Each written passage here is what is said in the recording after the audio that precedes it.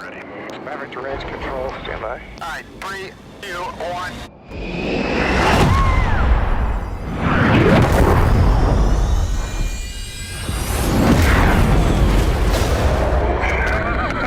Tron Legacy and Top Gun Maverick are both sequels from a cult classics with very years gap between them. You can watch them, you don't need to watch the other movies to enjoy them.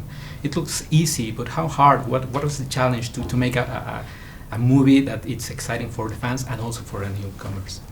It is a challenge, and particularly with Top Gun, which was so beloved. I mean, Top Gun was the #1 film in 1986 when it came out. But for me, it just, you start from character, right? Who is Maverick? What has he been doing? What is going to be his journey in this film? And that was the first challenge, was solving those problems and convincing Tom, really, that now was the time to make this movie. But luckily I had Jerry Bruckheimer producing, Tom in his role, Val Kilmer coming back as Iceman, so incredible connections to the past. And then, a lot of new actors coming in because Maverick is now the teacher. And one of those, roles, the role of Rooster, is the son of his wingman Goose.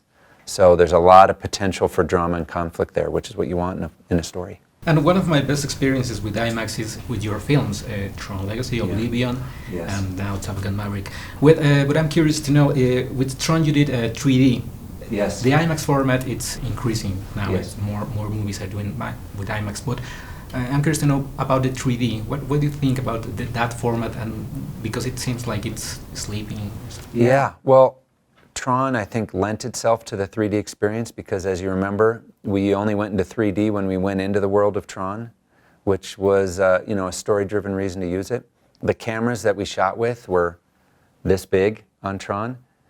Doesn't work on a movie like this. Now we needed cameras that were this big because we fit 6 of them in the cockpit. So, the goal here was to capture the experience of what it's like to be a naval aviator. I want to give the audience the ride of their life, and by shooting it for real, that's the best way to do that.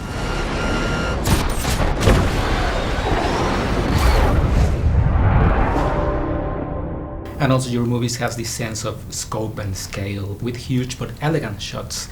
I mean, the sacrifice of fleeing, the destruction of the dead, and even a big, Only the Brave, with the final fire.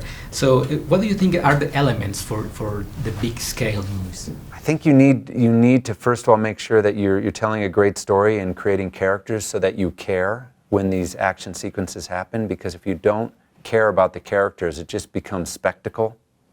So you always want to create characters that are rich and layered and you're rooting for. But yes, all those films, they build on themselves, and each sequence becomes bigger and bigger, and you're building up to this final crescendo that's, if you do it right, it's the culmination of the character journey, it's the culmination of the action, it's the culmination of plot. They all come together at the same moment, at the same time on screen. And if you can do that, then I think you've delivered, a big movie experience. And Tom Cruise is like the Buster Keaton of many generations. Yes. Why do you think it's that after all these years, he's still on the top of Hollywood? Because action heroes come and go, but he's still on top. Because it's focused on story and character. He knows that. He's worked with all of my heroes in terms of directors, like literally every single one. So he's learned a lot in his 4 decades, and he applies those lessons to his next film. So each film he makes, he's pushing to be better and better and better. He works very, very hard. He doesn't take it for granted. So that's why I think he's still on top. I mean, there's no one like him. And finally, you're still in contact with Daft Punk, or when was the last time you spoke to them? My last contact with them was, I just shot a movie called Spiderhead that comes out in June. And there's a piece of furniture in that movie. It's like a little bit of an Easter egg that was designed by their creative director, and it feels very Daft Punk. So when people see that film, they'll have to keep an eye out for it.